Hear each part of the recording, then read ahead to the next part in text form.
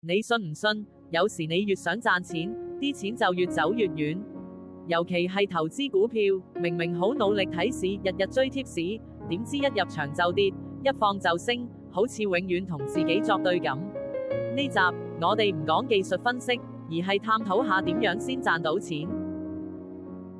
李先生炒股炒咗好多年，佢朝早睇財經，中午睇專家分析，夜晚仲喺群組追貼士。但奇怪嘅係，無論點跟，佢總係高買低賣，多年嚟次次都係輸住離場。佢開始懷疑人生，係我黑仔，定個市場玩我？直到了解李先生嘅潛意識，先發現有兩個好關鍵嘅原因。第一，依賴別人貼士，自己唔思考，即係將決定權交俾人，自己根本冇信心。第二，唔學習新知識。原來李先生心底裏一直覺得學咗都冇用，睇貼士快靚正，結果永遠停留喺表面，睇唔透市場真正點運行。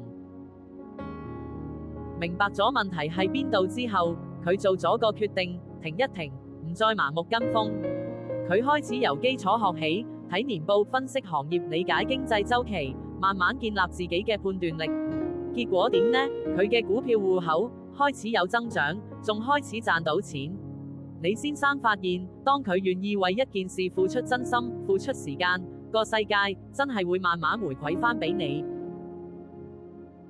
金錢從來唔係追翻嚟，而係你準備好之後，自然流過嚟。真正嘅動力唔係盲目衝撞，而係帶住覺察去學習、去思考、去為自己負責。